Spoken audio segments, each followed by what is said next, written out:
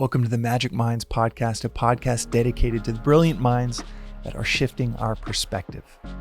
Today's episode is with comedian Pete Holmes, who mixes comedy with philosophy, with theology, with meaning in a way that, well, I've never seen before. He actually is a Magic Mind subscriber and reached out to us because he loved the product so much and just wanted to touch base with us as a company, saying that he was such a big fan. That was about maybe a year and a half ago, and he's been a close friend of the brand ever since. We are big fans of his podcast, You Made It Weird, and of his latest special, which we talk about in today's episode. So without any further delay, let's get into it with Pete Holmes on the Magic Minds podcast.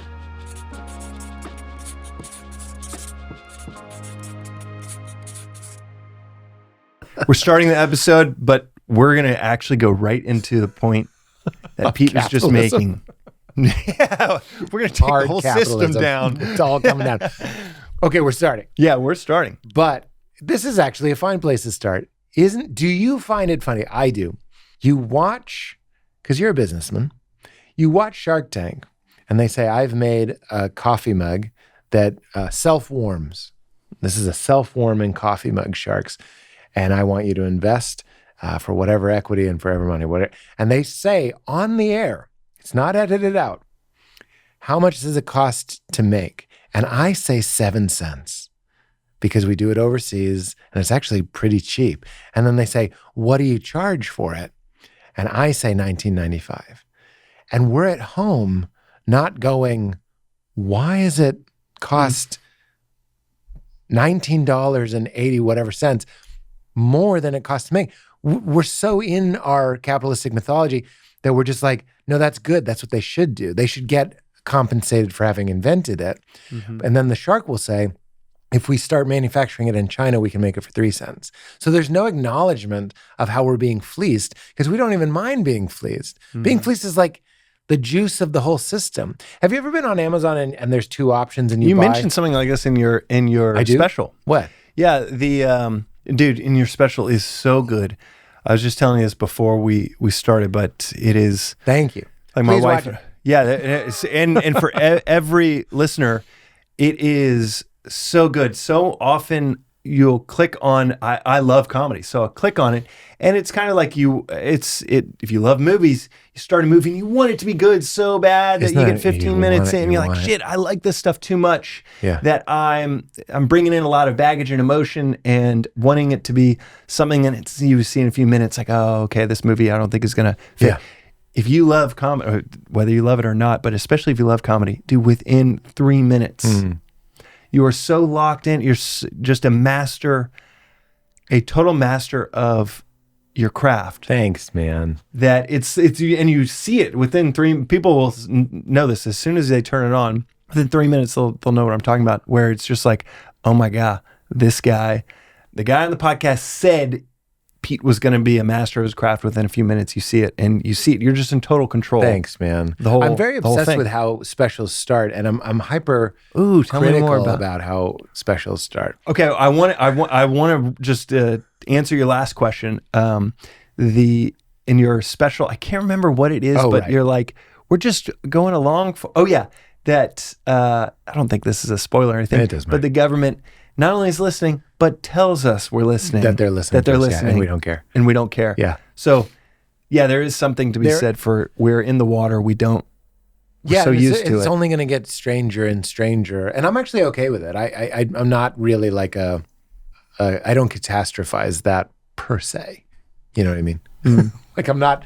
I do think it's funny that our phones are listening to us and we all kind of are aware of that phenomenon.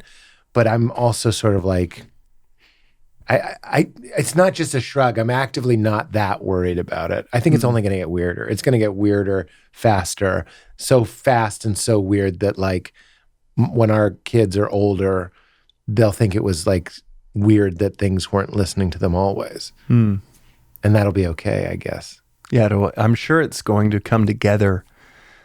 They say with AI, everything's leading up to AI. We needed phones, we needed the internet, we needed websites, we needed to gather what humans say, what we talk about, what we care about. Yeah. Needed things like Reddit to upvote to know that, okay, this is a better, helpful article on this medical issue or this issue you're running into with whatever video game.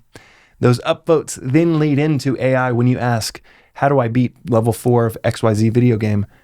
It goes within to that. seconds, it tells you the exact right thing you need to do. Do you remember in the movie Ex Machina, the way they built the AI for the robot was by taking all the data from the phones? They were like, we just took all the data from every phone call, and they were like, really? That's illegal. And he's like, this guy just like, he's like, I don't care. Like I'm making a robot. That's kind of what they did. And I'm an investor in some companies, so I won't mention too much, but there was a little bit of, this is so beside, I want to hear you talk about, how Special's open? Yeah, and how Special's open, but we can come back to the AI point. It's that okay, it is, yeah. The ambivalence is somewhat, I think, endemic of trusting humanity, and they're always listening, and then our daughters will grow up and they're 25 and like, thank goodness they were always listening because now that's knows. That's kind of what I'm saying is I tend to be optimistic about all things. That doesn't necessarily mean human beings will thrive, but I think it will thrive. This will thrive. That's sort of a strange way to put it. But I think it all sort of arcs towards it improving itself, but however that looks. And of course, we have to cast our votes to make it, amenable to humans. I agree, but I'll tell you about it. When I don't really like a lot of comedy specials, and I'm meaning most of them, with certain exceptions, of course. I think Bill Burr is incredible, all the great ones. But I put on a lot of them, and I'm just sort of like, how can that be how it starts? I just don't understand. What? Tell me exactly what you mean, dude. I even noticed in how yours pans. Yeah. From I'm Not For Everyone. Is that I'm Not For Everyone? Yeah. I Am Not For Everyone. In the Sky. Yeah. And I thought that was cool. Oh, thanks, man. So yes, we're just trying to get into the show as quickly as possible. But yeah, Oren Brimmer, the director, did a great job with that, and the font, and everybody did a great job. But to me, the beginning, and everybody's different, but like to me, when a comedian starts their first premise, you're telling them what the rest of the courses will be like. It's like the first song on an album. And it's like, if that one rewards your attention and it itself is paying attention to itself, like the premise is explored and exposed. What I'm saying is you do a joke and let's say it just kind of ends and then you're on to your next joke. And I'm like, well, now the crowd doesn't really know if they can trust you. That's my experience. If someone starts a special and they bring up a topic and they exhaust it and it doesn't end until it's like applause. But the opening joke of mine was like, it ends, but then it keeps going. And then it ends, and then that ending trickles into the next subject. And what you're doing is what I'm trying to do is build trust. Meaning, if you lend me the very precious commodity of your attention, you can trust that I'll be a good steward of your focus.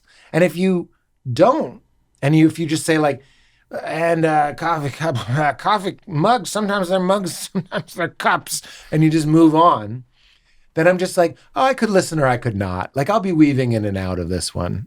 You know what I mean? But you want to show them like, trust me. I'm driving us to Disneyland. You can trust me. When did you figure this out, and what would a version of Pete or another solid comedian, what do they do where they think they're making the right decision, but you'd look at it and be like, oh, that was a bad opening? I don't know. It takes a long, I've been doing it for like 20 years, and I'm not saying I'm perfect. I'm just saying I want the beginning to be hot, and I want to show them I'm not fucking around. You know what I mean? So there's just kind of a cute little joke up top. It's just warming us up, but then it extends the premise, and then it goes in unexpected ways, and then it really gets unexpected with the I want to buy a dildo thing and all that stuff. So I'm showing like, I'm going to bring up a topic, and I'm going to surprise you. Entertainment is about surprise. So I'm just saying, like, when people bring something up and it doesn't pay out, I lose interest, and I get a little upset. That I'm like, I can't believe you. Because I'm one of the, let me put it this way without being too critical of my peers, who I respect. Anybody doing it, I respect. And other people have different interpretations. But I'm the sort of person that like, I might seem flighty or all over the place or a little ADD or whatever. I talk fast and I interrupt and all that sort of stuff. But the fact of the matter is, when I'm listening, I'm really listening. And then the cost of that, you know what really hurts my feelings is when someone tells me something they told me 5 minutes ago. You know, they're just telling me the story. And I was like, motherfucker, I was here. Like, that is my wound. It's like, we're not seeing each other. We're not connecting. So when I'm listening, I'm really listening. And it's not passive, it's active. It's like flexing a muscle. I'm like, where's this going? And if they go, I'm like, I get like a type of, oh, dude, whenever I hear public like I speakers, didn't have the orgasm, you know what I mean? Oh, I need to stop doing that. Like in front of the crowd, or like, maybe I shouldn't tell you.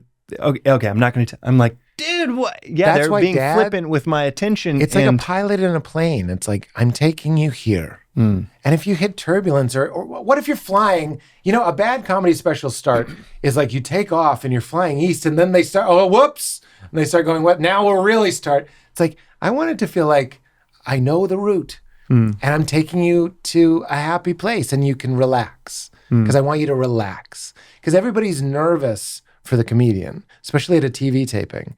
So you have to like quickly establish, don't worry about me. It's okay. Then That's I also such think an interesting point. You want to establish, I'm here. If there's something I particularly like about my own comedy special, is there's a lot of moments that we deliberately kept in where they laugh in the middle of a setup and I acknowledge it. That is to me the whole thing. They're watching me, that's true, but I'm also watching them. And when it's equal parts, I'm really paying attention to the audience. And that's like a fundamental human need to be seen. So they become this entity called an audience, it's individuals. But if one of them laughs at a weird time, it can just be a facial recognition or sometimes I step it out and mention it. But that feels good. It's not just come to your pharaoh and present your gifts and like celebrate me. It's like we're co-creating this. And I know he ended up being a terrible person, but I did learn that one person I learned that from was Bill Cosby. I would watch him reacting to the audience. Like they would laugh and he would be like, he'd act like he was surprised they were laughing. And that establishes a relationship. It's not a monologue, it's a dialogue. Their part is laughing, clapping, and silence, or groaning, or whatever. They have lots of different ways to express themselves. So when the performer merges into the show, it's not just about servicing them, and the audience merges with the performance, everybody disappears. And I feel very strongly about this. A comedy special isn't, I want to see his new jokes or hear his new takes. That's nonsense. You're entering into a frequency, a space, a style, a playfulness, a silliness, a lightness, a joyfulness. People also give me a hard time sometimes when I laugh at my own jokes. I'm like, I'm here too. I'm doing this. This is, I'm also with you. I'm not like your dictator, laugh here, laugh here. I want to remember what I thought was funny about it. As opposed to doing it to them, I'm doing it with them. And that is as important as my hot joke. That's not why you watch the whole special. Like, it might be the trick that gets you to watch it, but really you just want to be in a safe, accommodating, light space.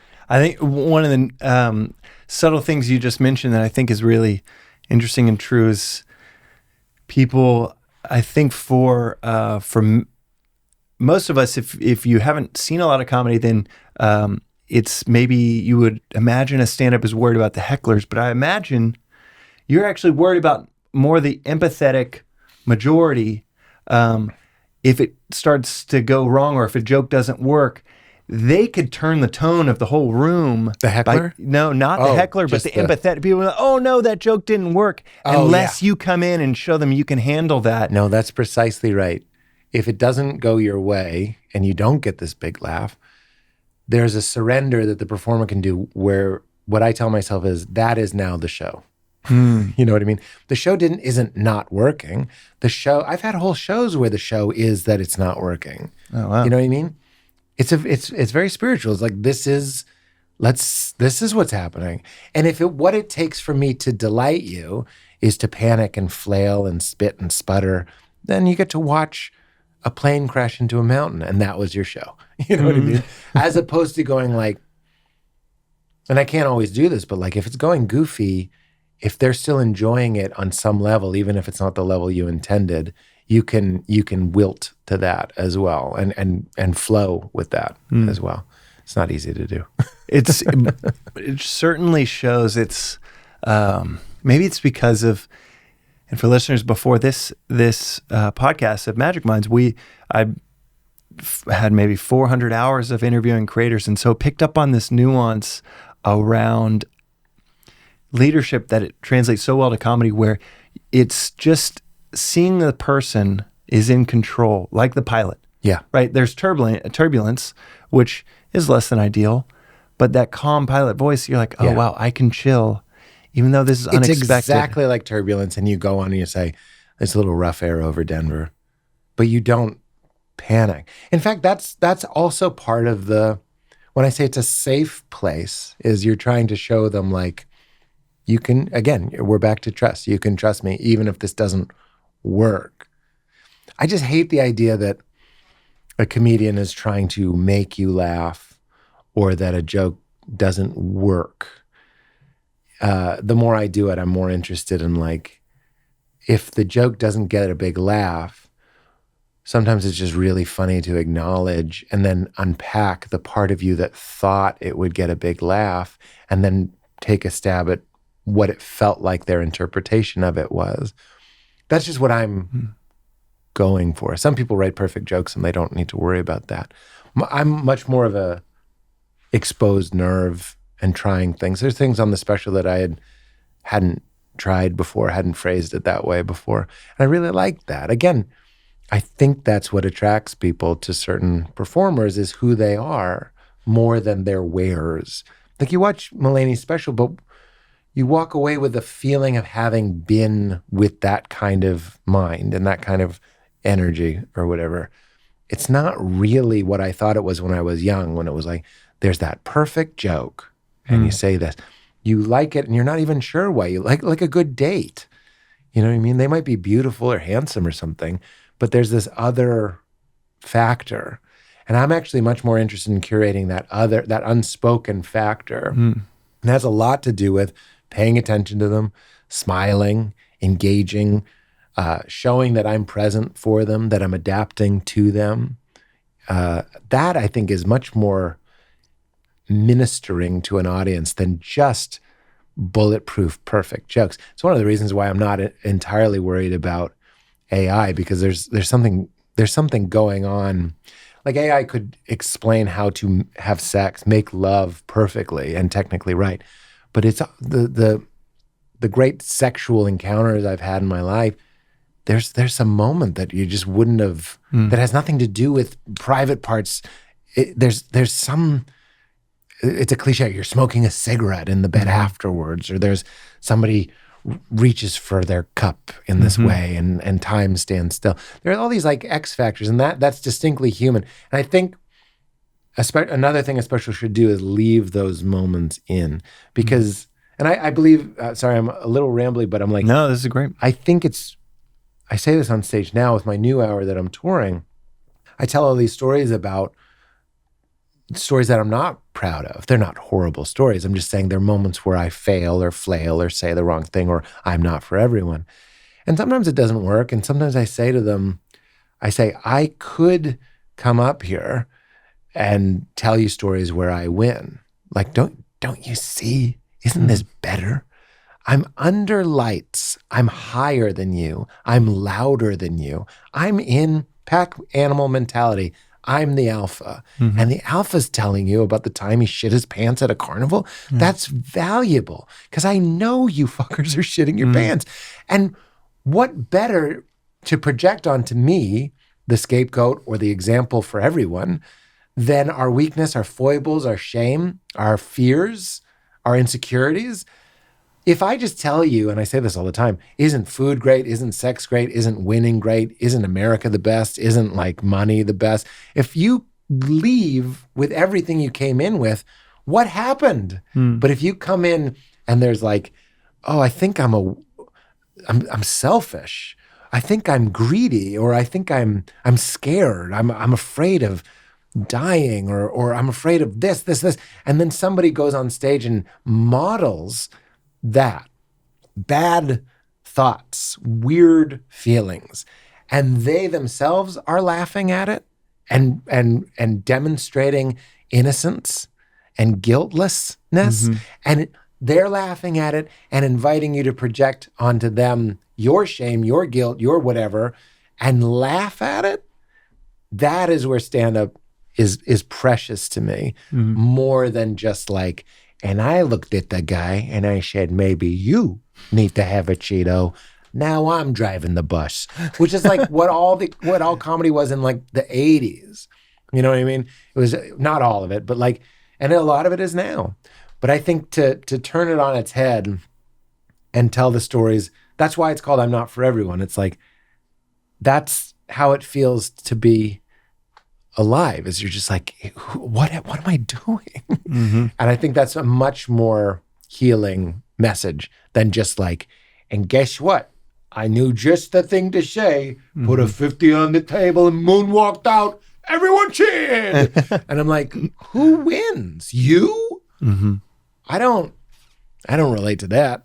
No, and so much of our experience is loss that it's extra painful to see It's worse. the alpha. Oh, this guy's doing great. Nothing like me, versus getting to see myself and getting to see myself up on stage, seeing my weaknesses are normal and complicated feelings about your parents. This guy's telling a complicated feeling about his father, and he's laughing, and he made it funny. It's like, I have complicated feelings about my father.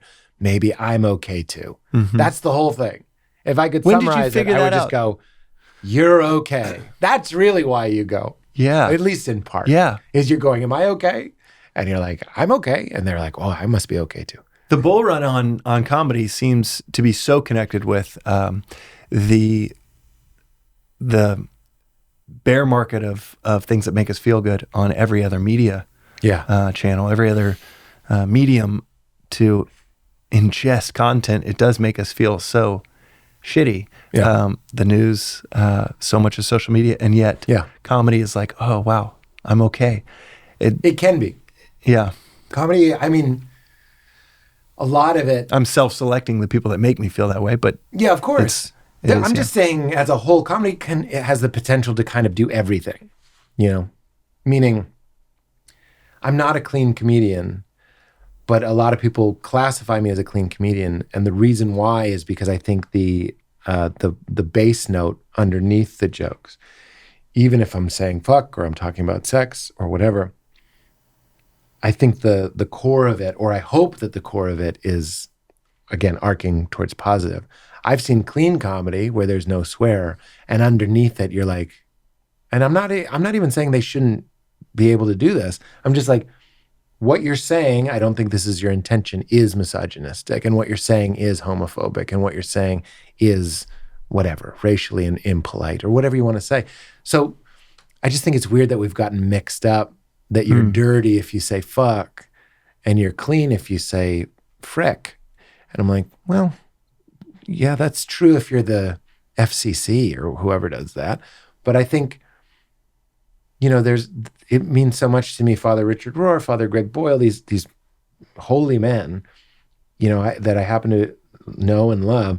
They send me messages, I really loved your special. And then my mom is like embarrassed by my special because I say fuck. My mom, this is a quote, my mom goes, my hairdresser, Petey sweetie, my hairdresser saw your special. I was mortified. I was so worried what she might say. And then she said, I loved it. And I said, what is wrong with you? That's what she said. No. Meanwhile, I'm getting these, and I'm very grateful for this, flowery texts and emails from clergy that are able to see past. Like I have that joke about God, but I say fuck in it, and I say goddamn in it, and all that stuff. But what a loss if you, and I get it. I was this way for a long time. If you were dirty, I just wasn't having you. But I'm looking, that is also part of the message, is I'm like, you're invited to God's table, for lack of a better term, not even if you say fuck, or sometimes have a complicated feeling, or get mad, or feel greedy, or scared, or lonely. You're invited to God's table, the end. And I know you don't like that, because you would much rather our God be like sports teams. Yeah. I'm working on this joke right now where I'm like, my God sort of sucks. Like, I'm joking, but I'm like, he's the guy that like goes to a football game and he's wearing both jerseys. You go out with a beer with him and you're like, doesn't Kyle suck? And he's like, Kyle's doing his best. And you're like, fuck. He steals. It's like, I think Kyle really needs it. Fuck, yeah. God damn it. He's like, no, I won't. Like, it's boring. Can you smite my enemies?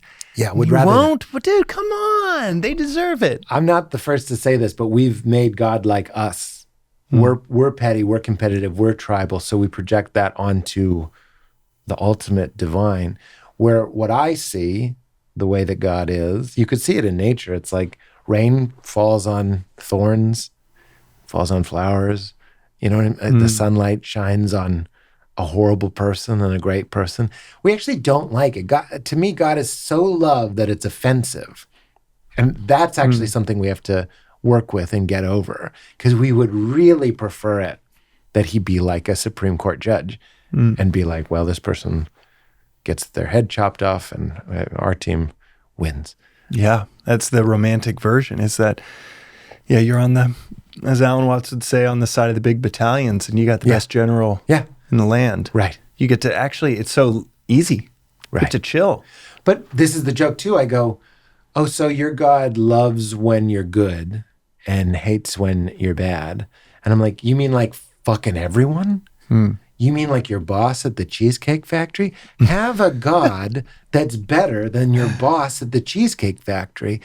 How could it be that the infinite, unknowable mystery, the ground of being, is also just kind of going like, well, Debbie's a bitch, so I'll fuck over Debbie. But you're nice and you don't say naughty words, so you're with me? I was like, boy, it just doesn't feel intuitively correct to me. It doesn't. Do you mind doing the first 15 minutes of your special? Sure. Thank you. Thank you. Thank you. Just to give people a preview. Yeah, I want to have something special on this episode. Happy New Year. No, I'm just kidding. Obviously, I'm joking. Just do 15 minutes of your new stuff. I do want to ask one more question about the special. Then I want to get into just the inner side of creating a special and managing being a creative in a world that's changing, and a creative that can write, that can act in movies, TV, that can do stand-up. And so there's so much that I want to ask you about, and I think maps so well to, we had a surfer in here for episode 1, Koa Rothman, my favorite surfer in the world. And he's a big wave surfer, 20, 30, 50-foot waves. Wow. And everything he was saying maps so perfectly to the artist out there, comedian out there. It's so I'm really excited about that. Just the human experience is so universal. But specific to the special, I would love to ask, just at my own pure personal curiosity, how this joke comes about, like down to the nittiest grittiest details of. So the joke where you're saying, and I don't think I'm spoiling anything, but I just was like, dude, tomorrow I've got to ask Pete how this joke came about. The thicker.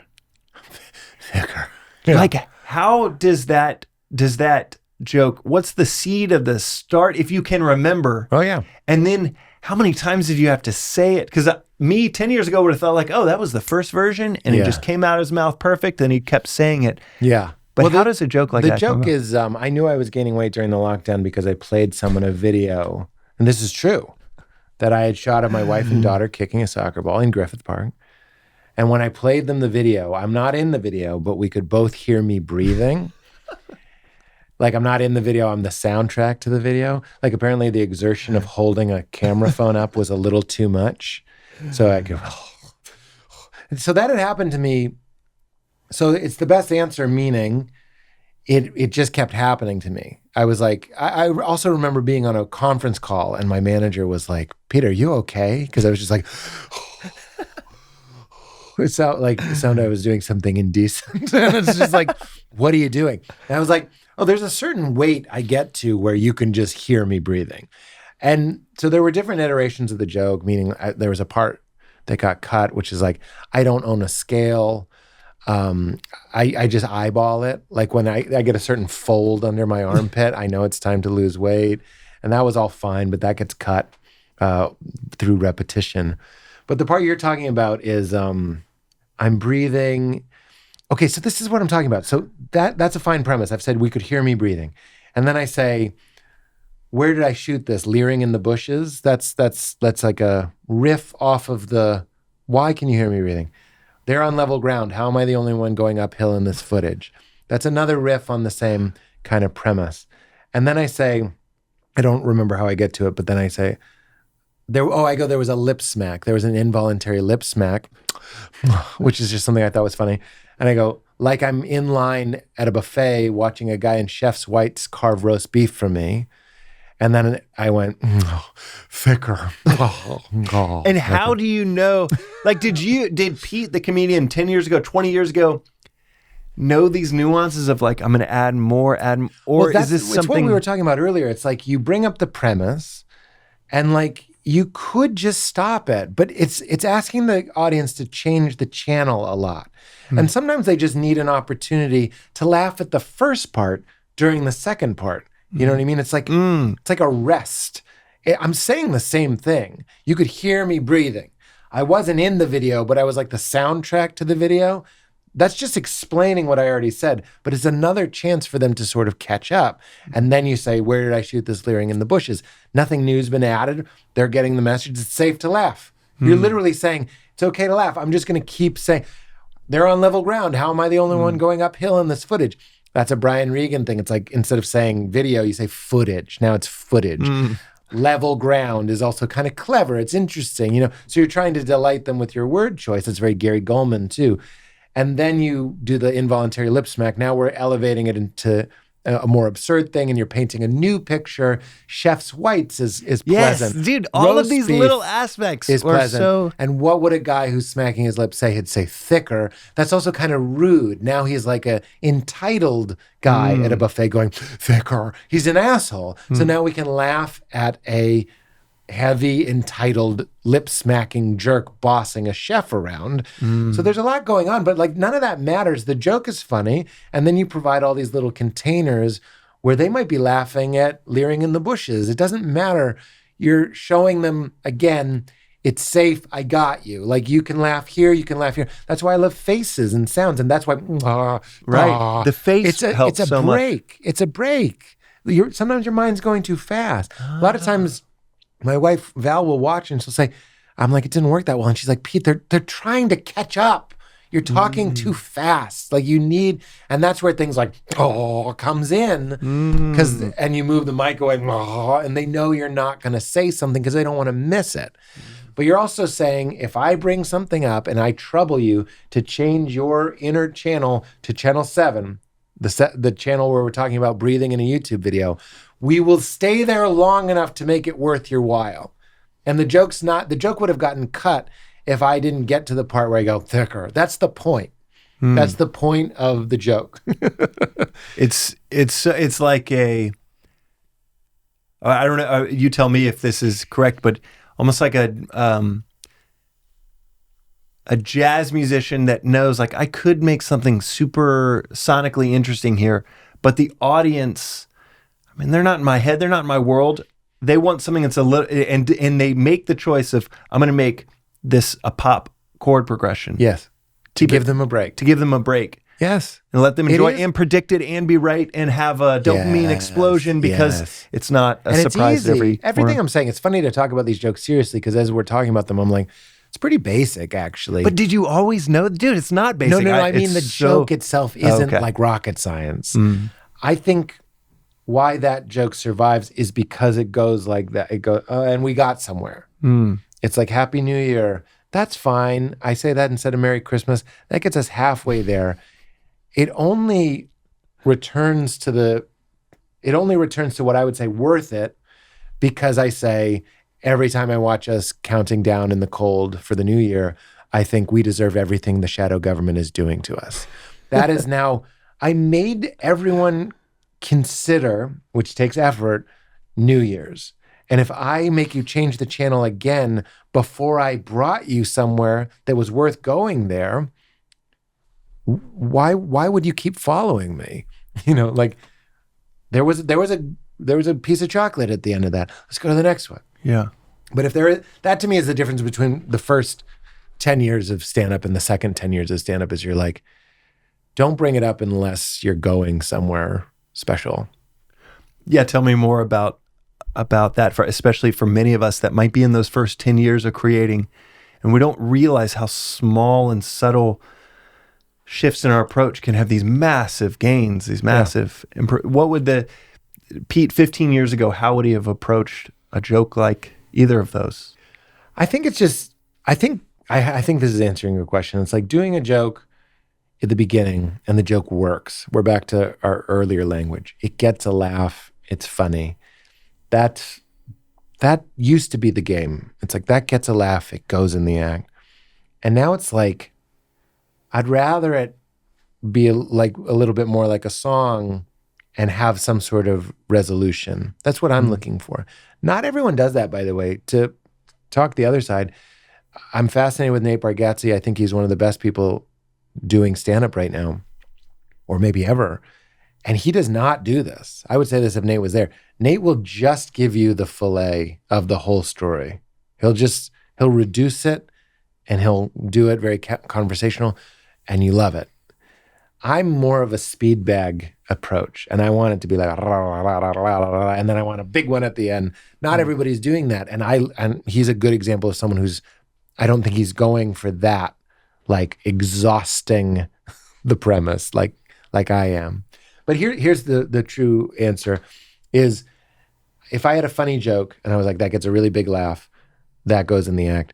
Now a joke like that might get cut because it never, again, it never closed the circle. It never came back in a way that was satisfying.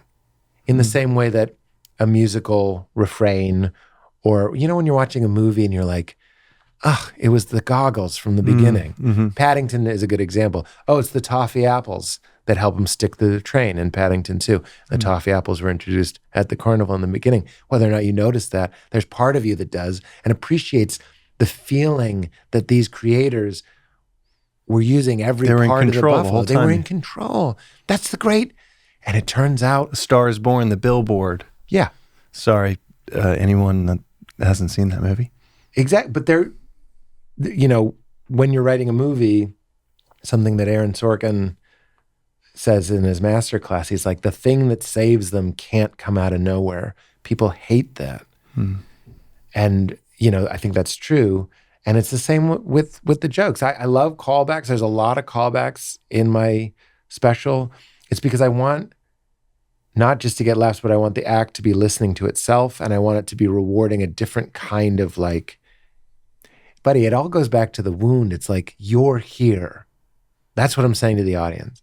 And I'm here with you. And I'm not going to disregard you, and I'm not going to ignore you. And you're doing the same to me, ideally, but let's not confuse that. We're doing that all in the service of this magical space that can't happen without you. Yeah. This is so fascinating. I don't know if it's fascinating to listeners, but it is so fascinating to me because there's a modicum of intense interest, if I can say modicum of intense interest, into just comedians and the masters of any craft, but that control that I see within the first few minutes is so comforting. Yeah.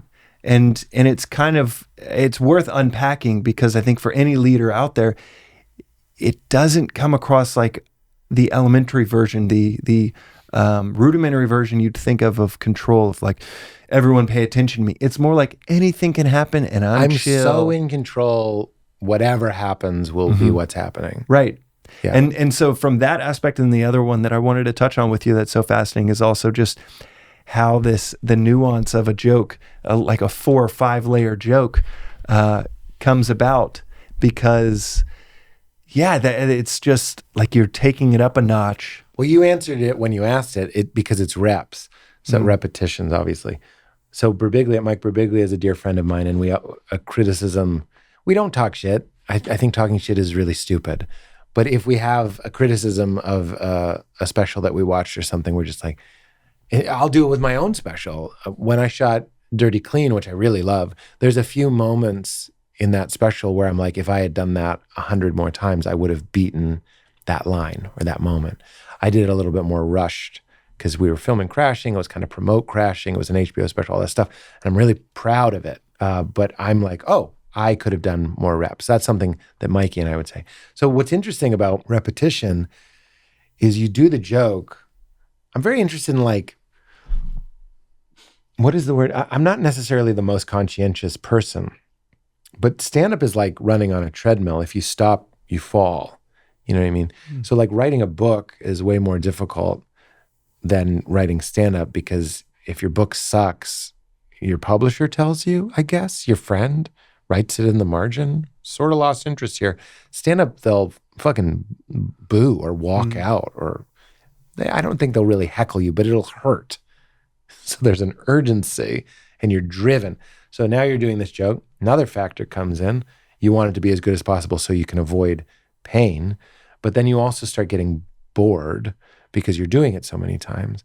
And what happens is the joke sort of congeals into this thing, and it's very not sexy to just do the thing. You're just, So because you're bored and that's causing you suffering, you start adding lines. And you start, because you know the words so well, now you're really paying attention to the audience. And you notice that when you said that, I have an example. I have a joke where I say, I love kids. I go to a lot of kids. No, I say, I go to a lot of kids' birthday parties. One time I said that, I could just tell that they were laughing and they had forgotten that I have a daughter. So I said, because I have a daughter. I'm not just rolling in like I saw the balloons out front. But that came from, I had done I go to kids' birthday parties joke so many times that I was now more available to watch the joke as an impartial viewer, even as I'm doing the joke. And in the repetition, the boredom, and the extra personal perspective that you have on your joke, you start adding things like thicker or whatever. Sometimes those lines come from Matt McCarthy, my opener, or Val, my wife. She'll pitch something. I've had fans pitch things. But like you start adding ornaments to the Christmas tree. The Christmas tree was already pretty good, but now we're putting ornaments on it. And that's what I think makes this special, is that I hadn't done one in 5 years or something, and I worked on it way more than I had Dirty Clean. I still think Dirty Clean's fantastic, but when I watch I'm Not For Everyone, I'm like, oh, this is the difference of a gestation period that was much, much longer, and things fall away. I think it's so interesting how the crowd edits it. Like they'll tell you what needs to go. And that's great. What a privilege. Again, you're writing a book. You don't know. That's why David Sedaris reads his books out loud. Like, where does this suck? You don't even know. You're writing in a vacuum. Stand-ups don't have that problem. People get confused. There's frequencies that they let out that they're like, I can tell you're confused. Like, there's noises they make when they're like thinking about being offended.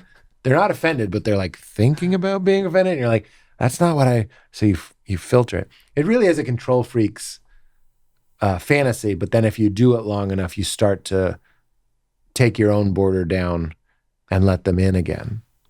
Tell me more about that. It's that sounds very similar to my 20s in building company. The reason many people start things or go at it alone it could be a graphic designer, doing it all on your own because you're a control freak. Yeah. And that ends up becoming, as they say, your strengths are your weaknesses. The weakness, my first 10 years of building companies was I was a control freak. Yeah.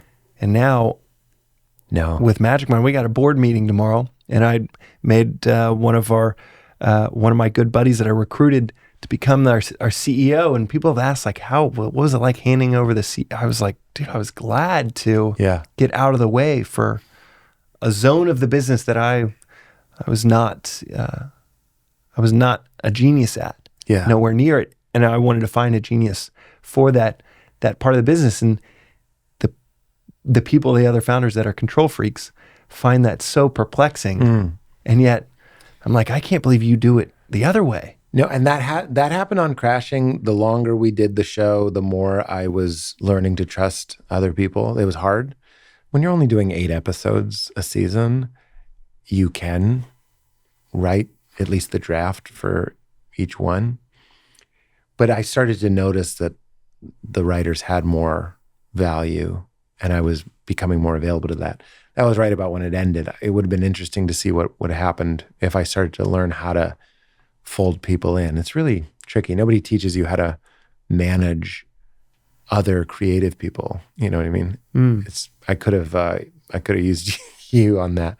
But what's happening now with my stand-up, and they're actually shooting, I don't know what'll happen with it, but we've been shooting a documentary about making this new hour. And one of the things that I think is interesting and compelling about it is just how much Val and Matt McCarthy, my opener, are involved in the process, and how, having been doing it all this time, when you're starting out, you're so obsessed with writing everything yourself. And I mean, like, and the Sklar brothers gave lines. I could tell you which lines they gave me, and I'm Not For Everyone. But what happens is you start to, like, take yourself a little bit less seriously.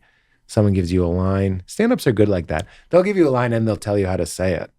And like, why aren't we just, it's not cheating. It's like, let's cheat together. Like, if I have a great line for you, I know people that are still very close to that. They really have kind of like I'm a lone wolf thing. And I'm like, that seems pretty dumb to me. I think that's part of my issue in my 20s of building companies was this myth of the lone genius in the lab doing everything. Yeah. And the realities of these stories. The one I think about most often is Hokusai. My favorite artist is a Japanese woodblock artist. I bet you've seen the Great Wave. It's a really famous Japanese woodblock print, and they're everywhere.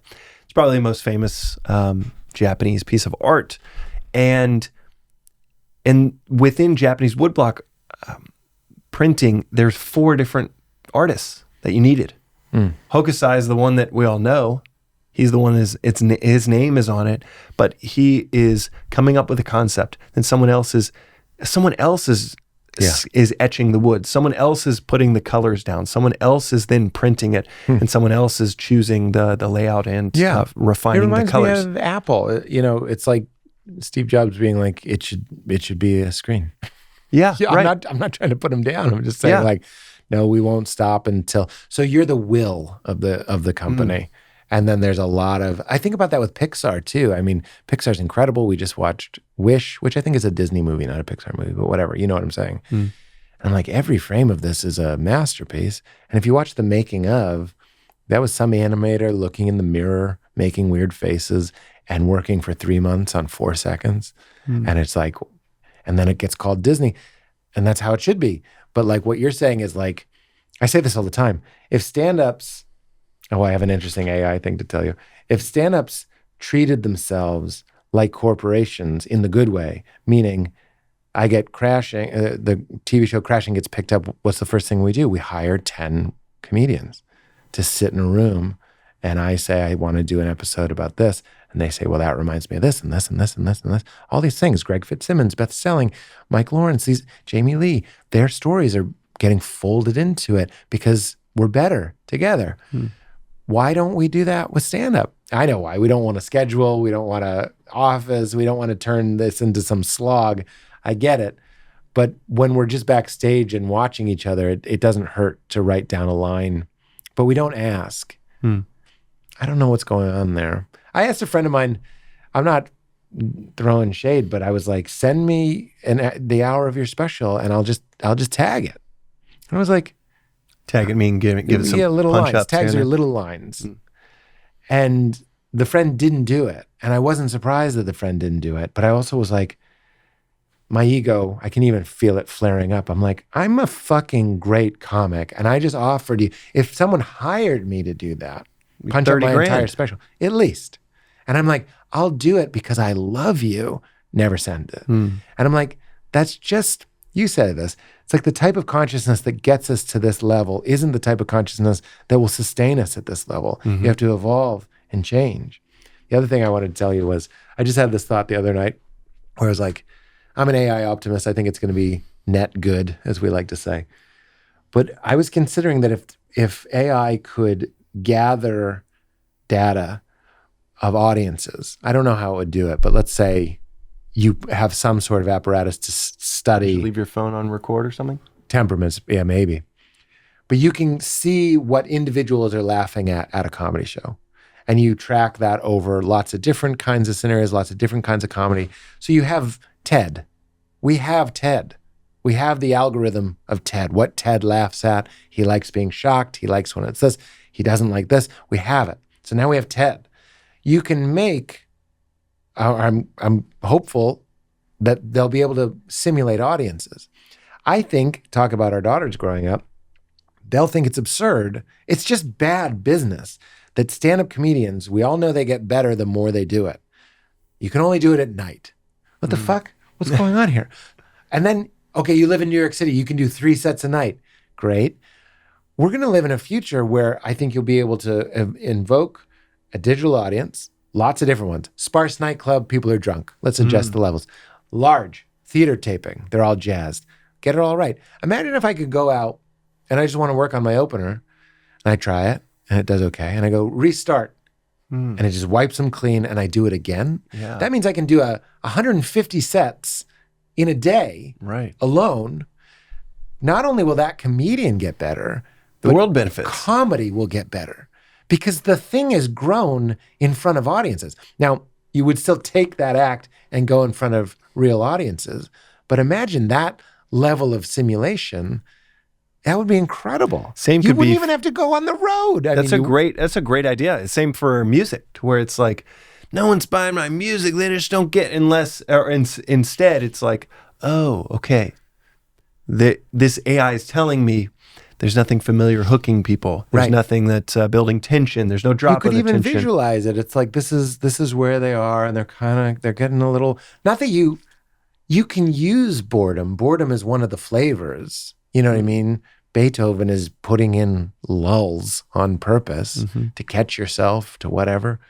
So it wouldn't just be about keeping the volleyball in the air the whole time. People don't like that because if the AI was sophisticated enough too, it would calculate in fatigue. That's a real thing.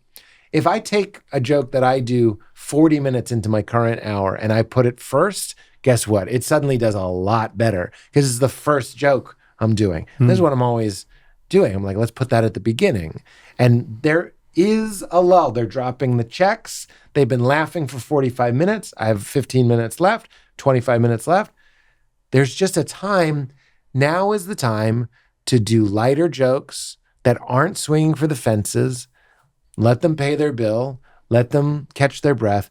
And then we'll lift off because they all know it's the end. And now they'll laugh more because they know it's the end. But if you could factor in a sophisticated enough audience, I'm just fascinated with, like, if you think of all the outlandish, insane ways you could start a show, comedians are experimenting with this all the time, but the capacity for data is so low. You do it once a night, maybe twice a night. But if you could drill it, and you got to stay within a band of acceptability so you get invited back. So if they're digital, you could go up and crazy. Say anything. Yeah. And then you could figure out how to subvert that. Yeah. To incredible levels of delight. That reminds me, it's like software where the quality of your software is limited by the frequency of updates. So if you are updating the software, if you are Facebook, you're updating. Instagram is probably being updated 1,000 times a day. Wow. Versus America Online 20 years ago, that would be 1 CD a year. Yeah. And so that ability to iterate that fast is the difference between the software we have today and the software we all hated 20 years ago. Right. That's fascinating. I also think, even when I watch movies now and I see people cramming, like trying to memorize things. I understand that there's a virtue to that. It's important, brain elasticity, learning, and all that stuff. But like, that is going to be so funny to my daughter, I think, that like you'd go to a lawyer, you'd explain your case. And what do? He gets boxes of files and big leather-bound books and cups of coffee and Chinese food, and he stays up for 3 nights. That is so absurd. Or a doctor, and you just hope your doctor is available to you. Like, this is why I think AI is very interesting. But imagine it could be cheap, and you could be talking to something that knows every legal case, every medical case, and would be 100% clear and alert. And I am so optimistic about that side of things, of that accessibility to expertise. You don't need it to be infallible, but the fact that you can reach out to it at 2 a.m. Imagine the privilege of business managers that I hire someone that knows what a SEP IRA is. That's like a real privilege that we're like a lot of like if people who don't know about that stuff, me included, but I'm privileged that I can hire people and they just put their money in a bank and it starts to depreciate. So they're stealing your money either way by devaluing it or like punishing you for not engaging in investing or whatever it might be. But if you could make everybody go to something that's like, I just won the lottery, I have $100,000, what should I do? Or how do I plan my end of life my estate or whatever? It's like, it's going to be crazy that you used to have to know a person. You know, I'm going to totally, and I'm going to invent a term for this. It's going to make all of us life literate. So you're not going to be an expert, but you can read Shakespeare if you're literate. You're not going to be an expert legal mind, but you can read a contract. Right now, 99% of people cannot read an 8-page contract, much less a 30-page investment into your business. You hire a bunch of lawyers, and the ability to do that or read medical results, be able to read, I mean, just anything you want to make. It's going to make you literate in Photoshop. Really simply, it already is. You can upload documents. It's really beautiful. ChatGPT and uploading. With MagicMind, we're constantly uploading the latest scientific studies and getting the best, simplest layman interpretation on different studies of different ingredients, different things that we could look at for MagicMind's core product or additional products. And it's like having the world's greatest scientific mind. As long as they make it available to us, which I think they will have to. I feel like cat's out of the bag. But it does bring to mind the certain computer networks that only certain day traders can use. Oh, yeah. You know what I mean? Right. No, this is like for everyone. $20 a month with ChatGPT, but that's all we use. That's cool.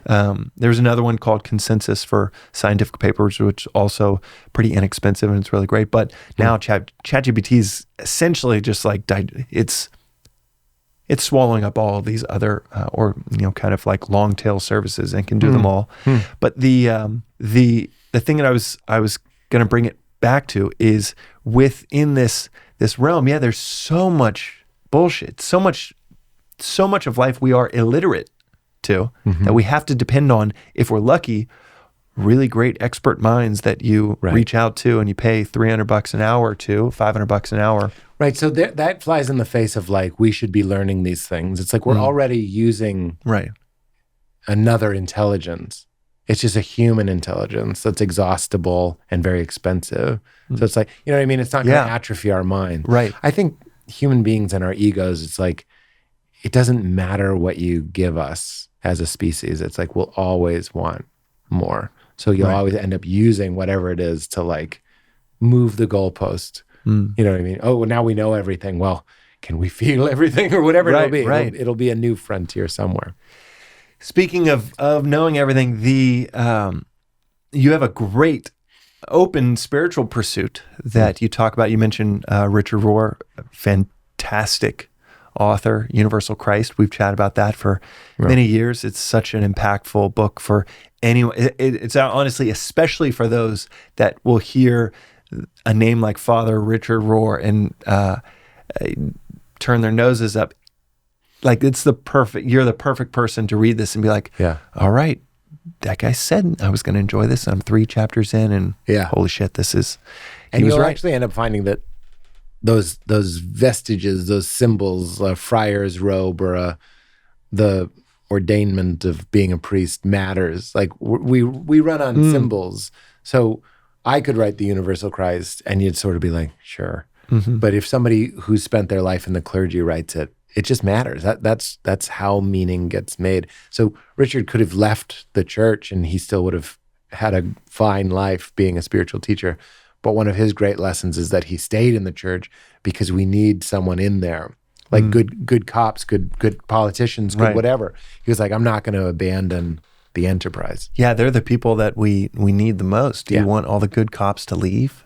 Yeah, That'd be an awful dystopia. Yeah. And you mentioned knowledge, and our last guest was Dr. John Vervaeke, which I think he's going to go on your podcast. I think so. Okay, yeah, he's phenomenal. Maybe probably the biggest name in cognitive science out there right now, which is academic way of saying the mix of philosophy, psychology, neuroscience, all in one. So it's always a fascinating conversation. One of the things that he said in our that we chatted about in our last episode was around his observation. They said, where do you go for information? And he asked the audience, and people, everybody kind of thinks maybe your phone or Google, or everybody has an answer for that. Then he said, where do you go for knowledge? And rhetorical question, again, everybody probably just the answer pops in many of our heads, maybe school or university. And then he said, where do you go for wisdom? And it's a much broader question. And he followed up by saying, he talks about this in his online lecture series, that Aristotle said the most important thing we do is the cultivation of our character. And how much time do we spend cultivating our character?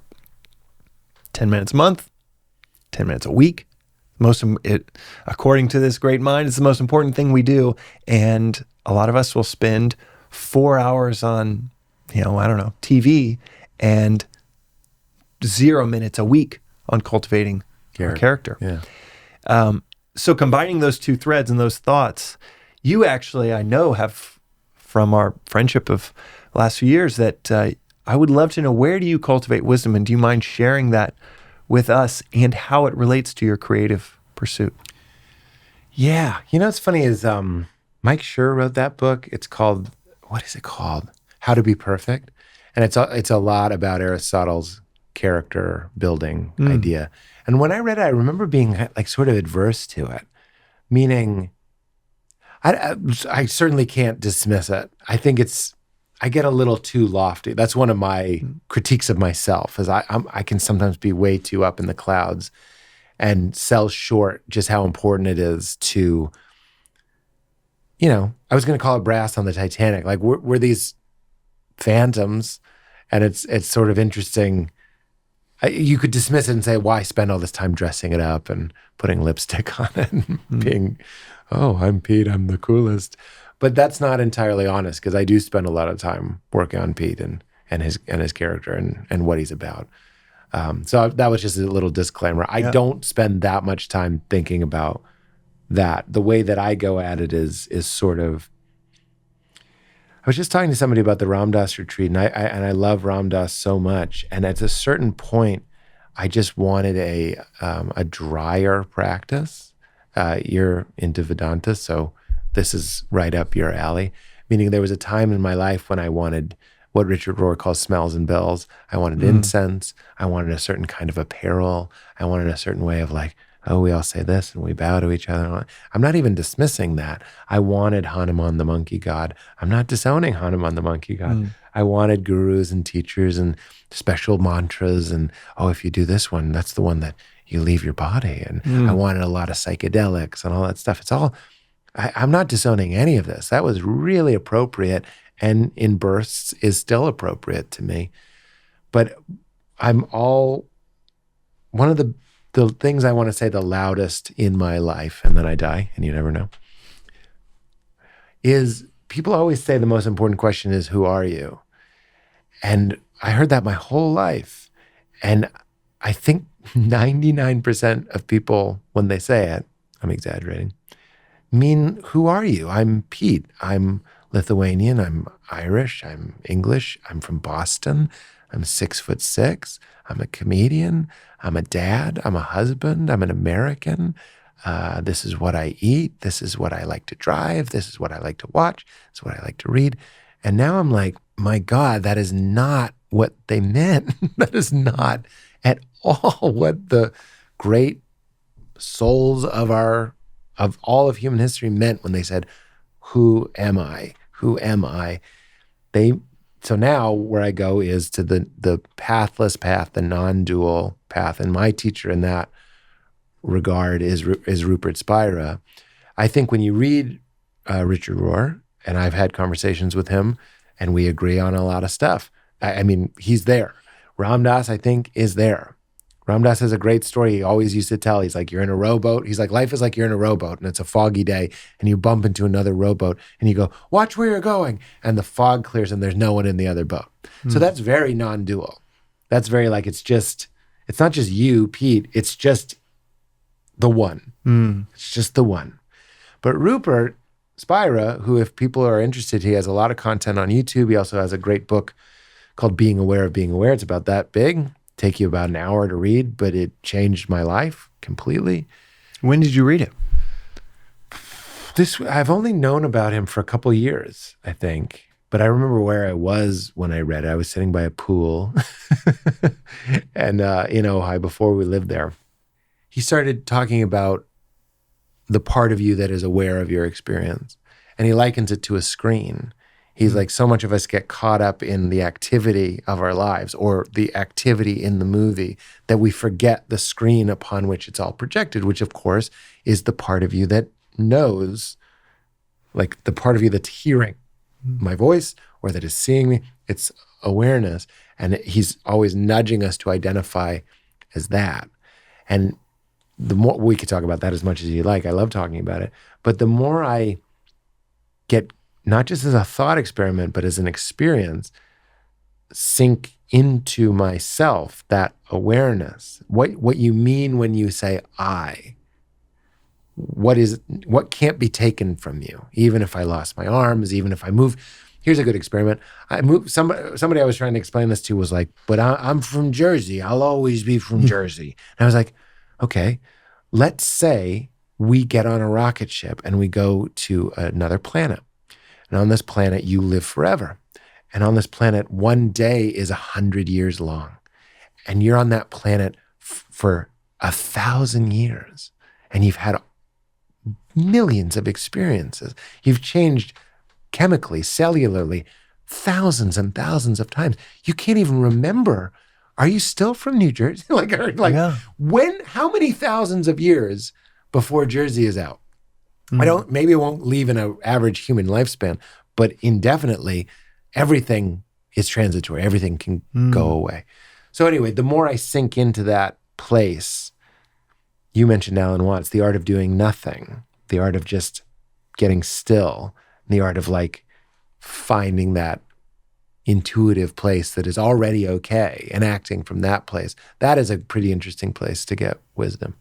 This is going to be such a fun conversation and then we both die. Yeah, well, if we're even alive to begin with. We almost started this episode with 3 minutes before we hit record.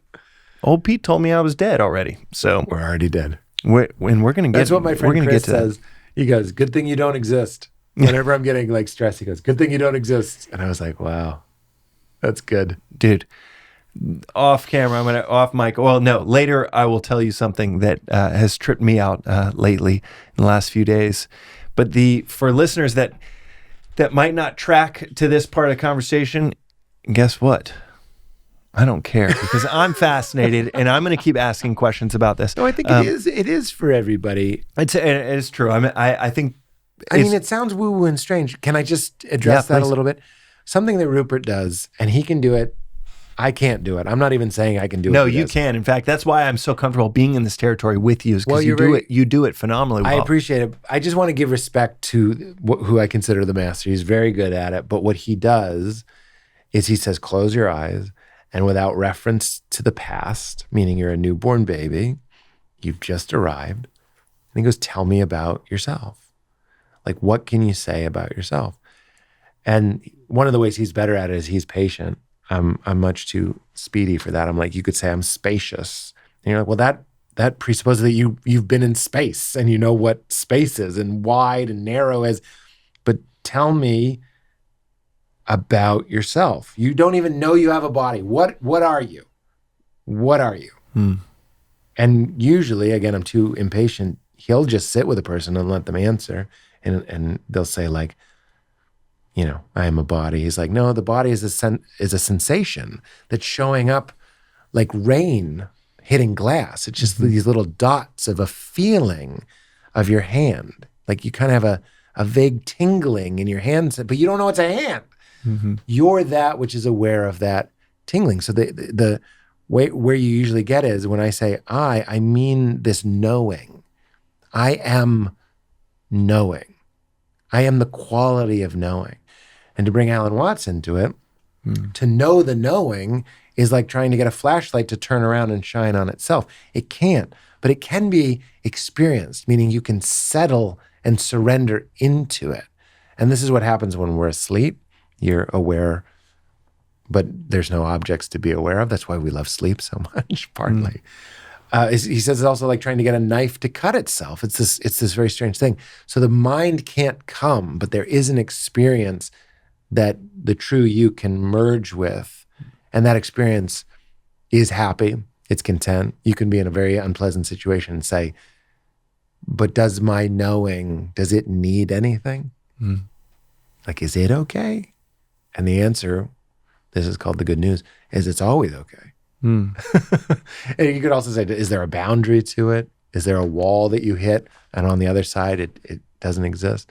He also is very good at pointing out that like my voice is picked up in this knowing. So is the feeling of my hand on this table is picked up in this knowing.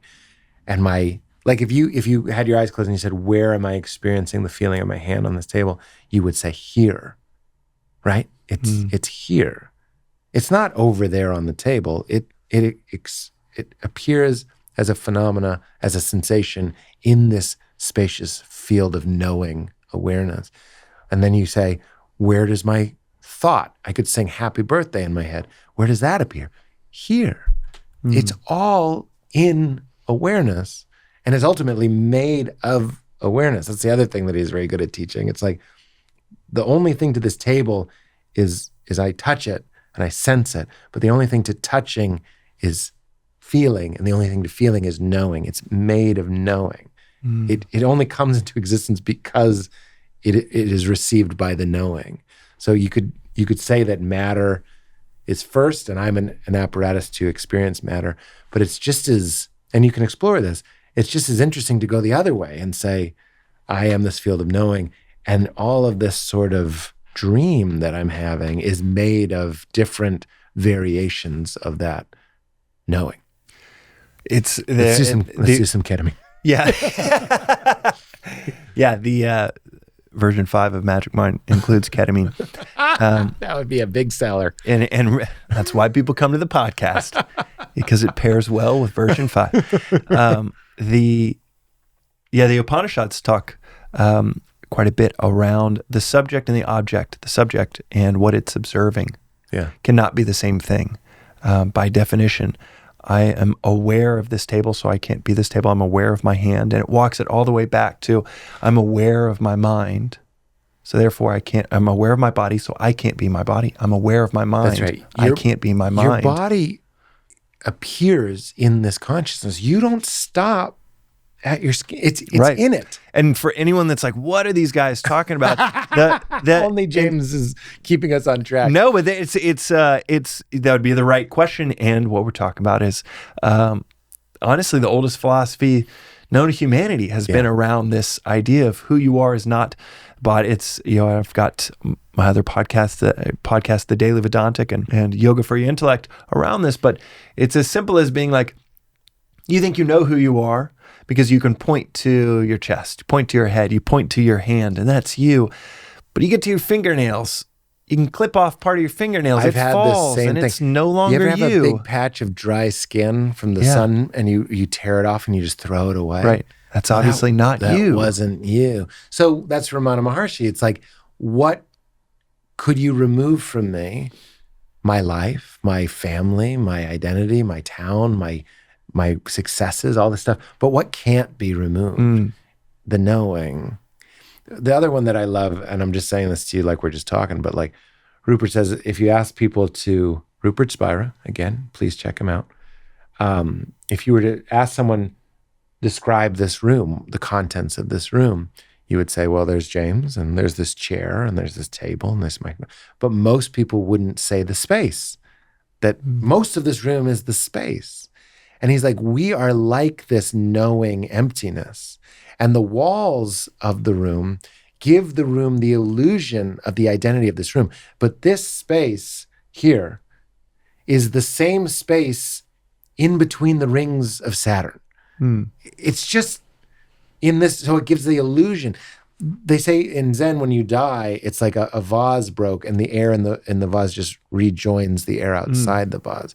So this isn't just like a church to join or something. This is the answer to our crippling and horrible and constant unconscious fear of death. The room doesn't exist. It's an idea. It's an abstraction made by the walls.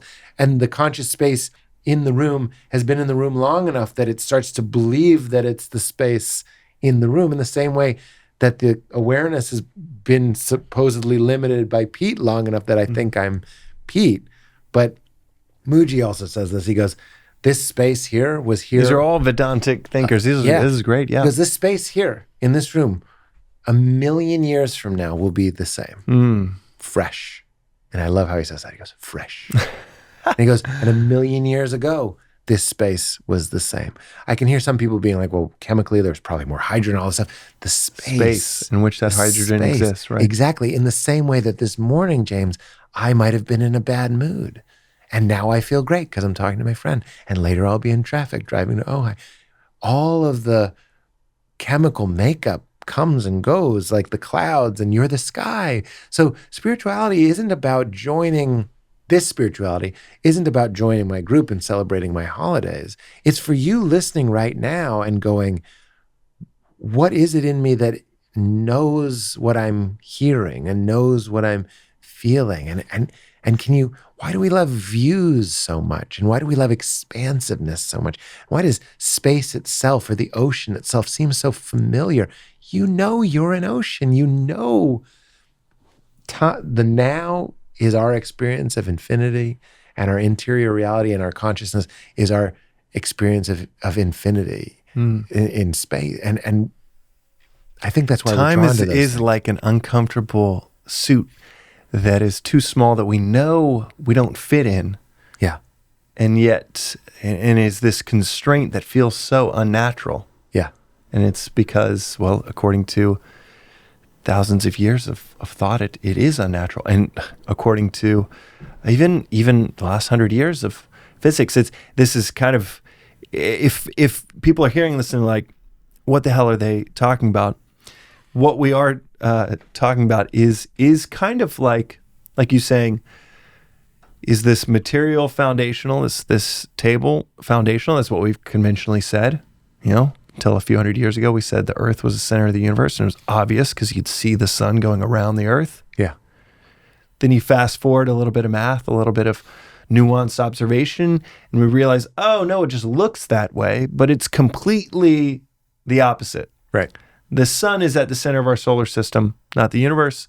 There is nothing at the center of the universe that we're perceiving just in our tiny little corner. The sun thing is what we are going around. Right. Even though our minds and our eyes are telling us something totally different, for 30 years of observation, that intuition was wrong, or that model was wrong. Similarly, this flip that I think you're saying is consciousness. Maybe that's actually foundational. Yeah. And then it projects the matter that you're perceiving. And that sounds crazy, except we thought the earth was flat. because it seemed intuitive for a while. And I was talk about my AI optimism. I think virtual reality and these things are going to help us understand this because you can already... AI, for sure. The biggest questions in the first, it's changed now, but the first 5-6 months, they were all about, does life have meaning? That's what they would ask. Yeah, that was the predominant questions were philosophical. Oh, wow. Through and through. And a lot of it was because these early adopters were maybe already scratching these types of itches. But that's what you get in front of an oracle, and that's what humans tend to ask it. Right. But when you strap into AI or the metaverse or the virtual reality, and you see that you are putting your consciousness into something and you're having an experience and it's completely immersive, and if you are feeling it, if it gets that sophisticated, you're going to go like, oh, I'm this thing that hops around in different... I think technology will help us understand this. Definitely. Yeah. I think it will, especially with, I hadn't thought about the AI, the VR aspect of it. Although that's certainly, I see exactly what you mean of like, you're going to say, oh, I flipped a switch and I'm in a different world. I'm in Paris in 1931 and it really seems real. Oh yeah. You're in Paris. That's what Ram Dass used to say. You wake up from your dream and you realize you're in another one. Yeah. That's what Rupert does all the time. That is a great example. The dream is a perfect example but where the the consciousness is the biggest clue of this whole thing. That's what I'm saying. That's a perfect example of that consciousness preceding that perception. But you can do it. You can picture Andre the Giant, translucent and, kind of fuzzy, right next to me. You could make him put his arm around me. You can do that. So you can imagine, oh, it's just imagination. What the fuck is that? It's manifesting an image that only you can see. You can also play Chumbawamba in your mind. It won't be perfect, but you can. So you see this thing called your consciousness, its ability to create reality. In your book, Comedy Sex God, you have a great example around a song. Is it a Christmas song? Is it? I think it's Happy Birthday. Okay, yeah. Do you mind walking people through this? And then I promise I'm gonna connect everybody to the ground again. But do you mind walking us through that example? Tell me if this is right, but I used to do it on stage as well. I go, sing Happy Birthday in your head, and then I go, how are you hearing that? Like, what's going on? It's like you were saying with the fingernails. It's like, so there's something separate from the thought that's watching it and going like, here's it. Like sometimes you get funky with it. You're like, add a bass line. Like, can you add drums? Then I go, can you make it louder? What's really weird is you can't really make it louder. You can make it bigger, but it's the same level. I used to have a part of that joke that I cut. I was like, I think if it gets really loud, that's what psychosis is. Like you can't shut it off. Like it's too loud. So we all like our level where it is. Was that what you were thinking? But yeah, it's a great example of when you close your eyes, and feel free to pause this episode and sing Happy Birthday to yourself. There is this entity observing. But how are you hearing my voice? You don't even have to do it with Happy Birthday because you have this playing in your earbuds. Who's listening to it? That is, we're back to my original thing. Like, who are you? The ear of the ear, yeah. Yeah. Yeah, not so much what the eye can see, but that whereby the eye can see. That's the Upanishads as well, which is really the whole thing. It's the Kano Upanishad, that's right. How is your eye seeing? How does this translate into your day-to-day, your work, your creative?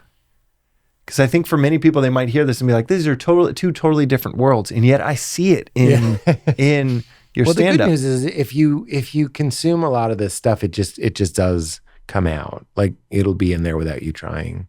You know what I mean? Like I come from a world where it's like you could do Christian stand-up comedy or you could do regular stand-up comedy. And now I'm happy to say that like, if you're consuming this stuff all the time, you could tell any joke about any topic. Some of it will creep out because it just starts to change who you fundamentally are. And you do take yourself a little less seriously and you take reality a little less seriously. Before I do shows, I go, the show's already over. The show's already done. Like I've done enough shows and they've gone well to know that that's not really the answer. That's a fine psychological boost for Pete. If you want to lower the altitude and say like having meaning, having a craft, getting good at it, that's all like rewarding in the story of Pete. But ultimately, if you're just sort of like It's already over. Good thing you don't exist. It's Buddhism. No self, no problem. If you recognize that you are, it's also Vedanta. It's like the whole thing is like the rope coiled up in the jungle isn't a snake. So you relax a little bit. It's a lot less urgent. I had a ketamine experience where the message I got was there's so much less to do than you think, meaning it's all okay. It's all ultimately okay. I'm not saying there isn't injustice in our world and that's a separate subject, but like in the big picture, it's like, don't worry. Yeah, it's the phrase, the wise man does nothing and nothing goes undone. Yeah. Type of thing. I like enlightenment is for that special person who's so lazy, even blinking is too much trouble. And I'm just like, yeah, that's it. It does kind of look a little, it could look, I suppose, detached or whatever. But Rupert would say the more you get in touch with yourself, capital S self, the more humane you behave. If I believe that you're me and I'm you and all that stuff, then you tend to not be a piece of shit. Oh, I'm taking care of my right hand. Yeah. 24 hours a day without even knowing it. Yeah. Without even having to think about it. Right. But you're also not doing it to be good or look special or look saved. Just totally rational. Yeah. Rationality. Right. And John, actually, Dr. Vervaeke mentioned this, the rationality of care and fostering a culture that sees he sees that as a pursuit of our society in this next 100 years is the rationality of care. Yeah, not because of a cosmic judge, but because of it's rational. It is rational. Yeah, I'm reading The Denial of Death right now, and they sort of make that, it's like we have this like insatiable desire to conquer. And if we could shift that to conquering hunger, like keep it, but repurpose it, that would be. Somebody else made that point too. They were like, if we could feed everybody and educate everybody and care for everybody, the net gain of that, the workforce of that, the creativity of that, it's incredible. It's this huge resource. Instead of these fucking refugees, where are we going to put them? If everybody was being cared for, look at what human beings do. And look at how many great minds come from these troubled beginnings. It's like, it just makes sense. Caring makes sense. Talk about a callback. That's to our first conversation of how do you get that margin to 90% for your coffee mug? Yeah. That it's one of the 8 things that we as humans can kind of think like that's good. Mug. Yeah. That's it's one of the 8 things as like a businessman can say, okay, this is good for my local situation if we can get that to 90%. But if you can have AI that's dissecting 6,000 different potential vectors, it's like, hey, Ken O'Leary or whatever the guy's name is, that's Kevin O'Leary. The guy that's the asshole. What's the long-term ramifications of this? How much plastic is in the earth or whatever it might be? Right. You actually don't care about getting this 90%. You care about, the amount of plastics you're consuming each day, or you care about the... It reminds me of like a king. It's like, that will give you a short gain here, but your people will rise up and assassinate you. Right. Like, but it'll seem really quaint that we used to talk, we'd pitch a business to a human being that was having a good or a bad day, was tired, was feeling optimistic. What if Kevin O'Leary fell in love on the way to Shark Tank? He's going to bid on a lot more businesses. He's going to be, what if he almost died? You know what I mean? And then someone, like, how many celebrities get a disease and then I'm not even their mad life's at it. work is then it becomes their life's work. Okay, but we need something a little bit more impartial that does a lot more processing than a guy who either did or didn't have his latte that morning. A latte changes the course of the earth. You ever think about that? You know how Viagra, like, I'm being kind of funny, or meaning like not fully thinking it out, but like Viagra is making babies that shouldn't exist. It's like you're taking a pill that's addressing a deep psychological distrust of your partner. Like your impotence is actually a symptom of your failing relationship. You take a pill, you have a baby. Now you're having a baby with this person that your body was trying to warn you wasn't the right match for you.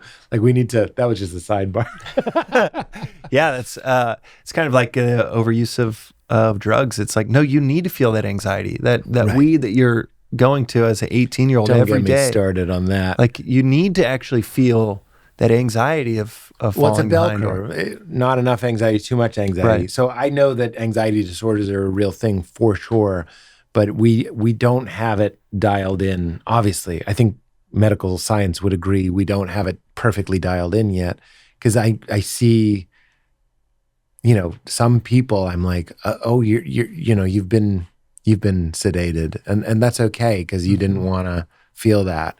But I'm like, boy, I wish there was another way. Yeah, it's Overdoing it, and it's hard to not overdo it, right. because you're on an anti-anxiety med, so you're not really worried about it. Yeah. That I laugh, but it's not really that funny. Well, and that's at least with a professional involved. It's so many of us or our friends would. I remember just being in high school and friends playing a lot of video games and smoking a lot of weed, and I remember feeling like, no, we're supposed to feel uncomfortable about. I couldn't agree more. These exams coming up. We should feel uncomfortable Yeah. about where we're going to go to college to a degree. To the bell curve comment, you don't want it to be over rotated, and that is a real. Well, either on thing both as ends well. of the bell curve, you're paralyzed. So too much anxiety, you're paralyzed. Not enough anxiety, you're paralyzed. So right in the middle, and a big part of my life's work is getting that level just right, just the right level of anxiety. I called my friend Joe DeRosa. I told you about Joe. I called Joe because I was feeling anxious. That's not why I said I just called to bullshit. And he answered probably because he was feeling anxious. He's just in the grocery store and we're talking. And this friendship is being kept alive by a low level of existential anxiety. So it's not, fight, flight, freeze. We need those impetuses to get us moving. Yeah. I know that we have an illusory constraint of time, but I want to round out our conversation with a little bit about your creative routine. Sure. And if you have one, what are the things that you add to your routine? And I'm talking your morning routine, Yeah. and maybe daily routine, all the way to you are going to write a movie script. Yeah. And you need to get into that routine. Walk us through some of these aspects. Well, just to cut to the punchline, I was struggling writing a movie script for years, and Ryan Holiday recommended that I read The War of Art, and that's just a really good life hack. It's just, I do a good Stephen Pressfield impression. He's like, we get up and we write. Why? Because it's what we do. Don't be a Nancy. Get in front of the typewriter. Is it good? Fuck you. Who cares? When I was hitchhiking across the country with my typewriter that weighed more than a Chevy, he's just that voice, and you need that voice. Check it out. Shut up. Within there you arm's go. length. Yeah. Wow. The Daily Pressfield. He's actually our next guest. Yeah, he's on great. the podcast. He's fantastic. So he changed my life. That's phenomenal. So there are to times, even hear that. I'm just saying that egoistically. James, I'm happy to be here. For listeners, now they're gonna be like, I got to tune in the next episode because that unprompted. Yes. No, mention. he's fantastic. Okay. So there are times when I need a kick in the pants for sure. I'm very fortunate that when I get lit up about something, the word I would use is insatiable. Like I want to do it. Like I just wrote a script this weekend. I've had this idea for a long time. I pitched it to somebody. They were interested. My inner workings are such that if I, especially a father figure, somebody that I want to impress, I do. I like doing it. My life is such that like I steal it a little in the morning. I steal it if Val is rocking Leela, steal it here and there. I'll carve out a couple hours. It's very messy, but somehow it gets done because I'm a big believer that like even when you're not working, you're working. It's happening. That's a big Stephen Pressfield thing. How so? Stephen makes this great point in The War of Art where he's like, you work on your thing, then you stop and you go on a walk.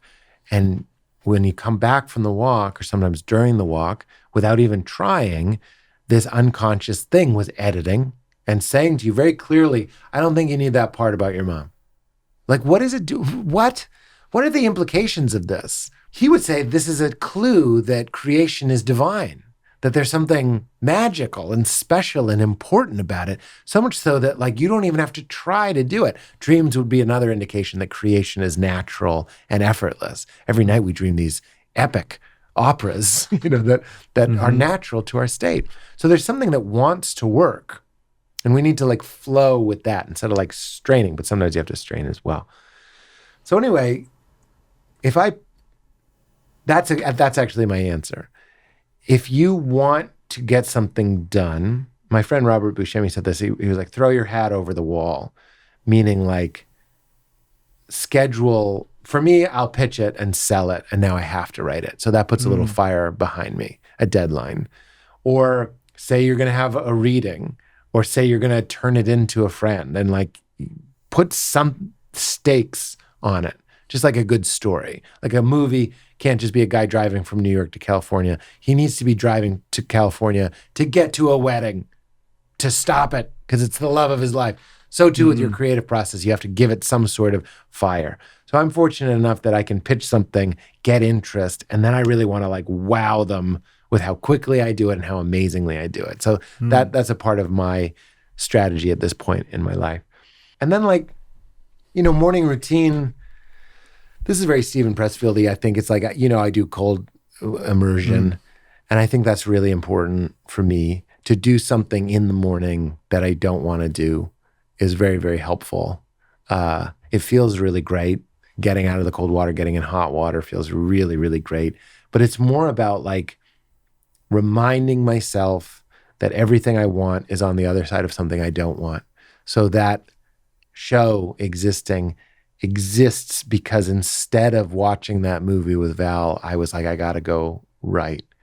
And I don't want that. You know what I mean? But you do it anyway.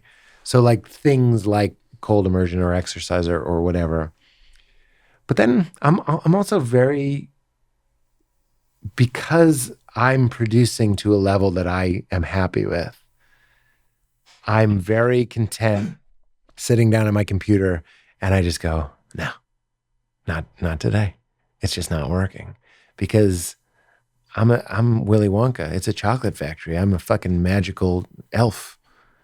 And I'm not here to punch a clock. Stephen Pressfield would disagree with me on this, but fuck that. I mean, I respect him. I'm just saying for me, some days I block it off in the calendar. I'm going to write all day today. Don't do any writing because I believe that like not writing is also writing. I think my unconscious is writing. I think right now I'm working on a script.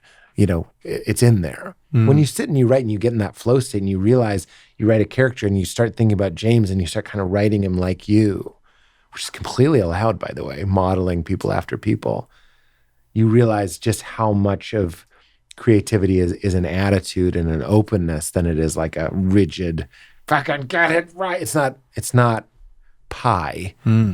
It's more of a flow. What are some of the non-negotiables within that you?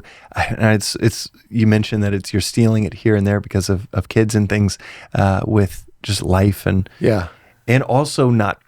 I imagine at a point in your life and career where it's not the master. It's just part of your identity. But you're not going to throw away time with your daughter. For months on end to do something because you have a healthy relationship with it.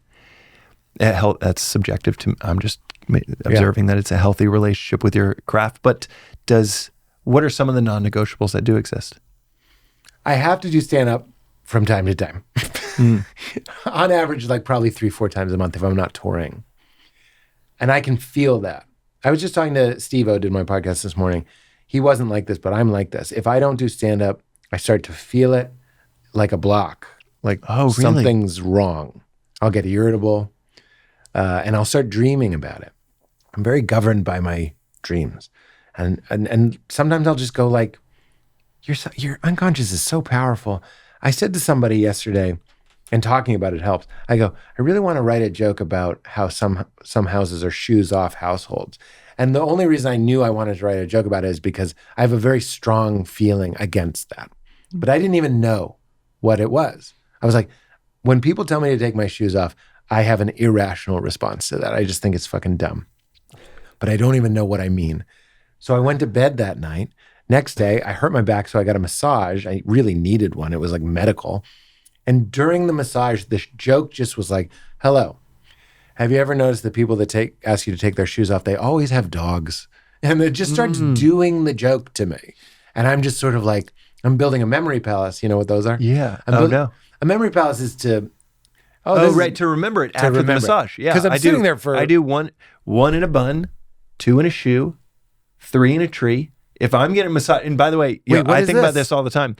Ben Franklin, famously loved bathtubs for his best thoughts, best ideas. Mine is going to get a massage.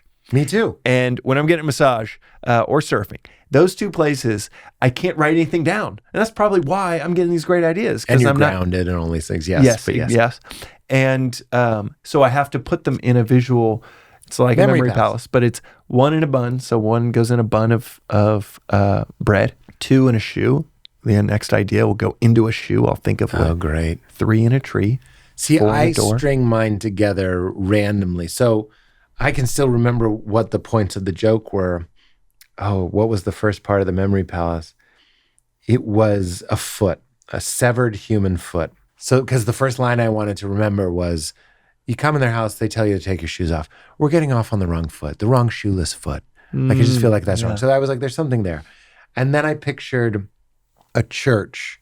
And I was like, the church. But you really have to picture it as if it exists. I'm going to leave this massage. There's going to be a giant severed foot next to a church. Mm-hmm. So you let the shock of that enter your body. So now it's memorable. There's a church. And I go, what did church mean? And I go, places you can wear your shoes. I can wear my shoes in a museum, a hospital, and a church, but not in these hallowed grounds. Really? Uh-huh. And then I put a halo over the church to help me remember hallowed grounds. And then I pictured a dog jumping through the halo to marry them. And I go, these people always tend to have dogs. Your dog just wiped its ass on your carpet, but I can't wear my shoes on it. Like these are just kernels of ideas. And then I pictured a guy in a hazmat suit catching the dog, and I was like, I'm pretty sure that violates your sanitation protocol. Then the next line was, I'm pretty sure it's no longer safe to perform surgery in here because of the dog's ass. And then I was like, and if you're doing it for your kids, you realize your kid leaves your pristine shoeless house and goes out and licks a subway window. There's no stopping it. There's no stopping it. Like what? And what's so clean about my socked, sweaty feet that I walk from where we all took our shoes off, picking up moisture into your house? Like, you know what really gets me about it? Fucking give up. Shit's dirty. Fucking give up. You can't control it. It's another denial of death. It's like, take your shoes off. Yeah. Guess what? Interesting. Yeah. We're all dying, and I don't believe the data. My hands are filthy. In your best way. My clothes are filthy. They've seen this with spike in child leukemia within households that disinfect too much. Yes. So it's actually your best odds. Get those and germs. Actually, getting over death have a diverse go head on into no, germ world. The dog thing. I'm like, are you having the dog take its paws off? Like, what are we doing? I can't quite make it funny, but like Memory Palace, I can still remember it. I once did it with all 50 states, like in alphabetical order, just to see if I could do it. And for like 6 months, I could do it pretty quickly, remembering how to link them. But like the dog jumping through the halo. You are a connoisseur of these hacks. In fact, for listeners, the way that we met was you were a customer of Magic Mind. Yeah. And you reached out through our friend Duncan. And then I think it was Duncan. Yeah, it was. Trussell. And then you were we like, talked for a really long time. Yeah, and it was amazing. It was amazing. I think you were on your Peloton or something while we chatted. I loved it because there was no just artifice. But you are a connoisseur of the things that help get you into flow state. Yeah. So maybe you're stealing time here and there, but you also kind of have this arsenal of things, including Magic Mind. Will you walk us That's all so through? funny, man, because you asked me if I had a routine. I'm like, I'm stealing it here and there. That is so... I'm just realizing how wrong I was. The thing about being a comedian is like Robert Klein said this, it's like a lot of people are funny. It's so different to be funny at 8 o'clock on Friday. Like, come be funny on demand. It's the same with like, I'm not trying to be funny, But I heard a porn star say the same thing. They were like, yeah, everybody's horny. Come be horny at 11 o'clock in the valley with like 12 strangers watching and like mics and weird shit. And, oh, we have to stop and we have to restart. And all. It's a different skill. So like summoning up a certain type of energy, for me, it's about being in a good mood. So much of my comedy is about being in a good mood. So I have to exercise before I go on stage.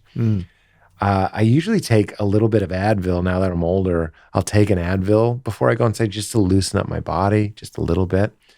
I do travel with Magic Mind, like in a little baggie, like 12 Magic Mind. I always have 2 just in case I want to take per day, in case I want to take an extra one in my bag.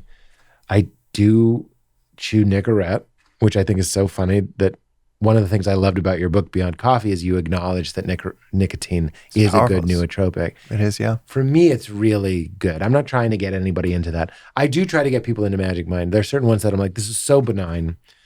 Nicotine is addictive, and that is not as chill as we think it is. Meaning, the times I've gone off nicotine, I have 2 or 3 times, I just kind of get tired of it. Those withdrawals are fucking real. Buckle up for a whole day where you hate everybody and everything. It's no joke. And you'll eat sugar all day. It's fucking horrible. So it's not benign. I don't recommend it, but that is one of the things I do. I take Alpha Brain, which is another nootropic. I also take something called First Person. I have a promo code for that. It's getfirstperson.com/weird, I think. First Person is nutraceuticals and mushrooms, organic mushrooms, that help you boost dopamine, boost oxytocin, and the other one helps you sleep. So there's 3 of them that you can stack. The reason I want to boost my dopamine is that's your motivation chemical. That's great for writing. Right. This is great for listeners. This is what people want. This is the juice, man. Yeah, and all of this list of things, because you have tried everything. I've tried everything. You are so just well researched. So you've tried so many different things. This is all in the lab of me. Yeah. Meaning, why take Alpha Brain and Magic Mind? Because they're different. The ingredients are different, and I benefit from both. Why now add First Person into this? Because when you boost your oxytocin, you just feel good. And so much of the block from me doing stand-up well or writing well is there's just crashing in a certain way. So these things can boost it naturally and in a wonderful way. Nicotine also boosts your dopamine. So these dopaminergic things. And then I do have my first coffee of the morning. What does he call it?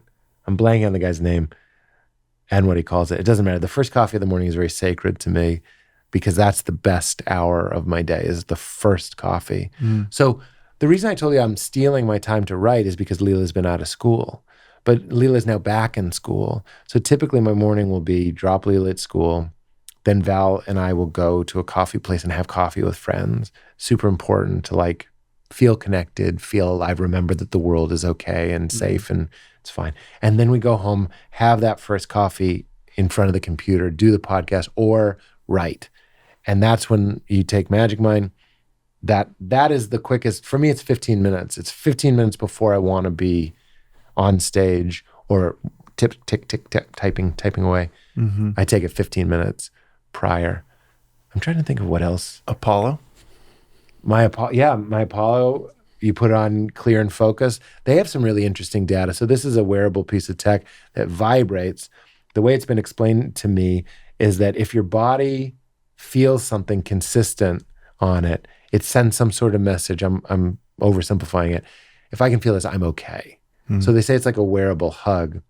What's interesting is they have data that says it's helpful against wearable ADD. Hug, yeah. So it's the way to describe the Apollo is, and that's apolloneuro.com/weird. If people want discounts, if you want to fall asleep at night, they say you can establish a rhythm on yourself. You can literally tap yourself, and then you slow it down. We're so simple, and then you slow it down, and it'll start to slow your heart, and you'll fall asleep. And I was like, why didn't somebody tech that somehow? Right. Well, that's what the Apollo does. It's sending you this very steady vibration. It's pretty much subperceptual. I rock it at 3%. It's very mild. And now it's hooked up to AI. So if you wake up in the night, it notices and it lulls you back to sleep. It's fucking dope. Yeah. It's really, really cool. But it's also a great way, talking about Magic Mind and wanting to drink less coffee. There's an energy setting that'll do the opposite. That'll get your pulse up. I use that when I'm driving a lot and I don't want to have coffee. So the Apollo is a big one. And Brain FM. You would love Brain FM. Yeah. You use it? Oh, I absolutely. Brain FM, Endel. Yeah, the flow state music. It's crazy. Huberman just did an episode like 3 months ago on music and the brain, talking about how the right frequencies, the right BPM, and even binaural beats. There's a research paper from 2011. At least the song was in 2011. The paper might have been more recent, of a song. I think it's Marconi Union. Yeah, Marconi Union, yeah. Yeah, it decreases your anxiety within 30 seconds. Yeah. As effectively as the leading benzodiazepines, as Xanax. That's crazy. I haven't listened to that song in so long. Marconi Union. Yeah, Marconi. We used to put it on for Leela. Yeah, 65% reduction in anxiety for everybody out there that has, anxiety before work, anxiety before a deadline, anxious kids. Yeah. This is as effective. It's crazy. As Xanax has been shown to be. I told you I had an edible last night, so I was feeling kind of foggy. So from the drive from the east side to the west side, I put Brain FM on in my car. And I don't even want to. I'll just start freestyling over it. Just for myself. I'm not a hip hop artist. I don't think I have to tell people that. But it just starts kind of naturally coming out, this like stream of consciousness. I'm making it so I can just feel connections being made in my mind. So when I'm sitting down to write, noise canceling headphones, such a gift. I wish I had those when I was a kid. Put those on, put on Brain FM, hit creative, it's like creative flow. And I put it on electronic, atmospheric, you pick all the genres. That's also whatever Brain FM's website is, /weird will get you 30% off for the first month or something. Yeah, which is great. They're all sponsors of my podcast because I love them you reach first. out to know. See, Magic Mind, I loved it first, and then I was like, I got to tell people about this because I don't like doing ads for things that I don't like. And here we've been working together for a long time, but it's like people ask me, like, I did a pitch at HBO, and they were like, "Did you have a Magic Mind?" I was like, "Hell yeah, I had a Magic Mind." And I was like, "Isn't that fun?" And my writer's room always used to bring in Magic Mind. I get comedy clubs hooked up with Magic Mind, comedy festivals hooked up with Magic Mind. I know, it's so great. It's so cool to see where you hook it up, and it's really so to your personality because you do this. It's why I listen to your ads, because I can tell it's something that you really love. I really mean it. Yeah. No, and that's a good feeling. But like, it does exactly what it says it'll do. It elevates your mood. And it eases, and it also calms you down. It's this weird, not to ruin the soundbite here, but it's similar to nicotine. Nicotine calms you down and it elevates your heart rate. So it's that's what you want. You actually want both energies. Mm-hmm. You want to be calm, so that's the adaptogens, but you want to be elevated, so that's the nootropics and the caffeine. We love this. Right. We don't just want this. Right. We don't just want this. We actually want this. And then this is very scientific. This is where flow state is. It's in between two polar energies. Right. That's we want to be calm, but we also want to be alert. Both. And so many things give us one to the detriment of the other. Yeah. That was one of the things that went, 8 years into just making that stack for myself within Magic Mind, it started to take off within Silicon Valley and Airbnb.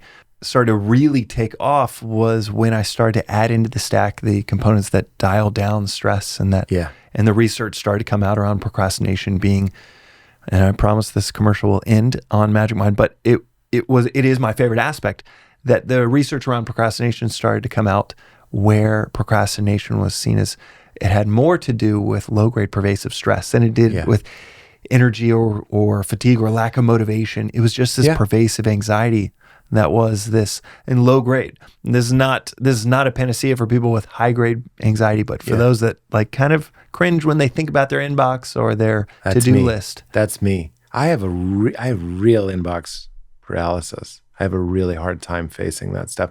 And that's what everything that I'm talking about, the Apollo, first person, nicotine, Magic Mind, Alpha Brain, I'm just trying to get to a place where I can do what seems to be natural to some people, but I'm like, No, I think I hate this. all inboxes are not the same. When you are creative working on the stuff that you're working on, or any people out there that are especially working on smaller teams driving big projects, or it's just a household, and you got 2 little kids running around, every little task has built in it grenades of variables. Also, if you're a creative person, you can imagine how wrong they can all get. I hate booking flights. I hate planning trips.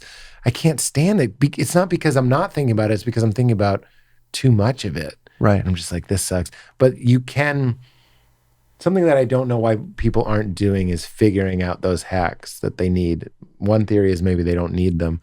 But I'm like, if you want to have like so when Leela's in school, I'm looking for 2 clean hours. That's all I need. I figured it out. It's like 2 clean hours. If it's writing a script, working on my stand-up, whatever it is, answering emails. And the other answer is Monday is now I film my podcast. Tuesday is usually my email day. Wednesday, Thursday, Friday. Thursday, Val and I do our podcast. But Wednesday and Friday, I like to keep as clear as possible to just kind of like be that Willy Wonka guy that's like, what? Instead of telling my unconscious what we're going to work on, I'm like, you tell me. Because sometimes it knows a lot better than I do. Well, where I want to end this conversation is on what is something that you think a lot about, but you rarely get a chance to talk about it. Oh, good second part, because I talk a lot about non-duality. Right, yeah. Well, I hear you. I feel the openness of the question. Something that and it could be recent. It could have anything to do with work. Could be you're special being out there right now. It could be. It's funny. Nothing to do with work. It is the special, because I keep joking that I go on these podcasts and I end up talking about all these things that are deeply important to me. But I'm happy to share this. It's like the way some Netflix specials work is they're on the network for a year. Meaning if people don't watch it, it'll go away. So I really am trying to do this little tour to be like, please watch it. This one was 5 years in the making. I feel more firmly than any of them. The other ones I wasn't like, that's my best one. I was like, this is my best one. It's a phenomenon that I watched it when it came out. It had been a while. I'd been working on my new hour and I enjoyed it. I wasn't like, I was like, Pete did it. Like I didn't even feel like that guy. I was like, that guy did it. I was so obsessed with my new stuff. I was like, oh, wow. So that's what I don't talk enough about. And I don't really get enough opportunities to talk about because there is so much content and it's hard to have something special.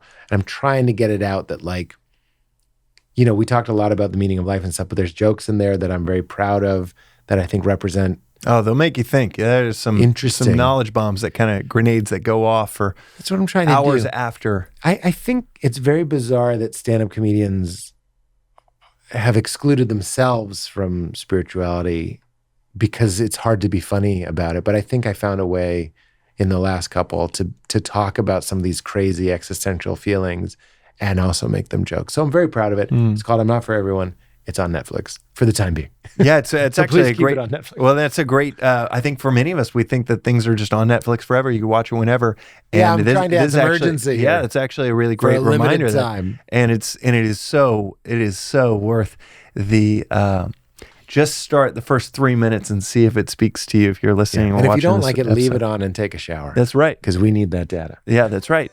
Every device. And if people like it, it will stay on longer. So we can sort of crowdsource this and keep it in the library, which is what I want. It is so great. I'm glad I went on to Netflix to find the Pete Davidson special, but you came up first. Oh, nice.